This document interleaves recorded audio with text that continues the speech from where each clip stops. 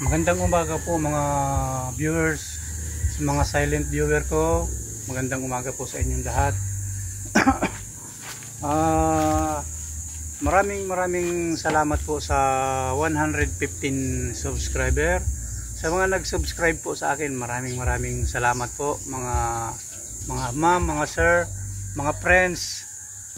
Saan sulok man tayo ng mundo naroroon. Maraming salamat sa inyo na sinusubscribe nyo ako. Salamat. Meron po tayong meron pa akong ginawa dito na yung tulad ng binidyo ko nung nakaraan. Yung GMC. Ito po. Yan. Yung dati ko po yung dati kong ginagawa, sinabi kong nag low power. Yan. Yan. So okay na po siya. Na-resolve ko na po ang problema. Bali, kuwan po, pinalitan ko na lang po siya ng pinalitan ko ng, ang pinagdudahan ko, yung yung sa ilalim na nasunog ng mga wire. Pero nung bandang huli po talaga, nag-decide na ako na magpalit na ng pressure sensor. Ito po yun. Yan, pinalitan ko po siya. Pressure sensor. Dati yung RPM po niya ay nagto 2,000 lang. Nagto 2,000 lang siya. Ngayon po, bumalik na yung dati niyang lakas.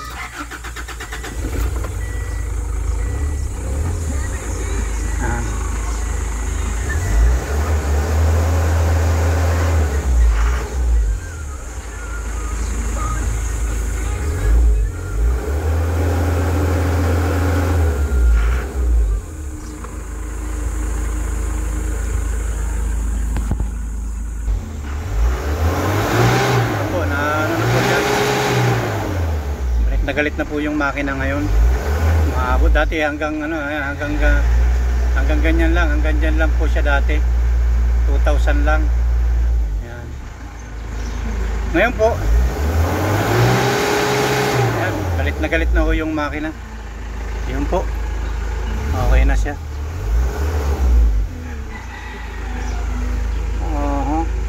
May mga tinanggal pala ako dito ng fuse. Hindi pa nabibilhan ng fuse. Okay. Kaya pala nakailaw yung ABS ko. Hindi ko muna ito patatakbuhin. Yan po, tinanggal po ako mga fuse dyan. Yung dalawang bakante na yun. Yan po.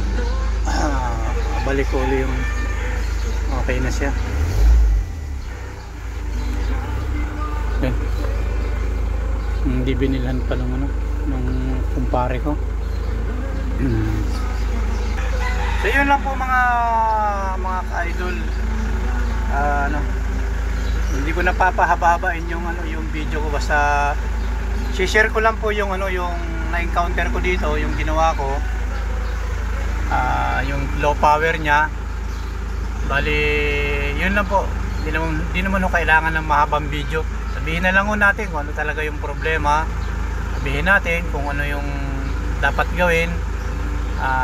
Wala na yan sa haba ng video. Sa akin i-share ko lang naman. Yun lang po mga ka-idol. Nag low power siya, nag troubleshooting ako, palit ako ng bagong fuel filter, malilinis naman lahat.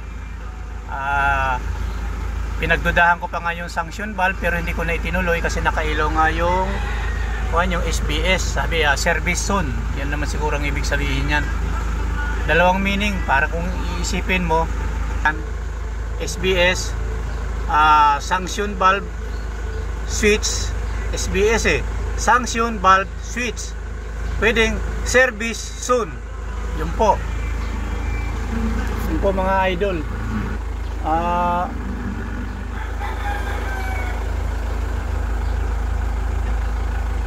Yun po mga idol.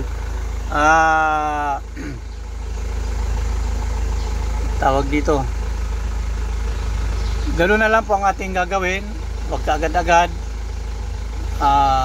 Kahit wala po tayo nakikitang check engine sa panel board, nag low power, pagka na-check nyo po na na okay naman yung okay naman yung filter, walang bara, malinis, yun po. Hindi porke walang check engine ay hindi nyo pag-iisipan na sira yung pressure sensor. Palitan nyo na kaagad ng ng pressure sensor. Yun lang po, solve na ang problema. Ilang araw ko din po itong pinagbalik-balikan, anong gagawin. Yun, hindi yun nare-resolve kung anong pinukuting-ting ko dito. Yun lang ho, yung sensor lang ho. Kasi nag-scan ho ako, wala naman lumalabas dun sa Pero nung bandang huli po na na hinugot ko yung pressure sensor. Tapos pinaandar ko. Ngayon nung pinaandar ko uli, siya uli nag-check engine. Tapos nung mag-check engine po siya, sinaksakan ko uli ng scanner. Yun nga po yung rail pressure sensor. Naka-check engine siya. Di ang ginawa ko, nirevolusyon ko. Nung nirevolusyon ko po, lumakas yung makina. Lumakas siya. Pero may check engine.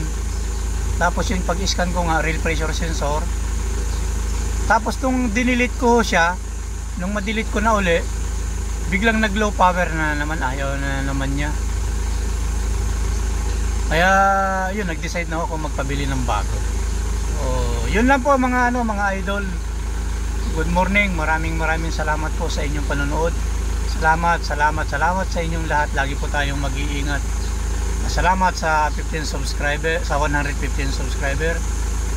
Shoutout po Kuya Bal Santos Matubang ng Dait Camarines Norte, ang charity vlogger. Si Kalinga Prab, charity vlogger.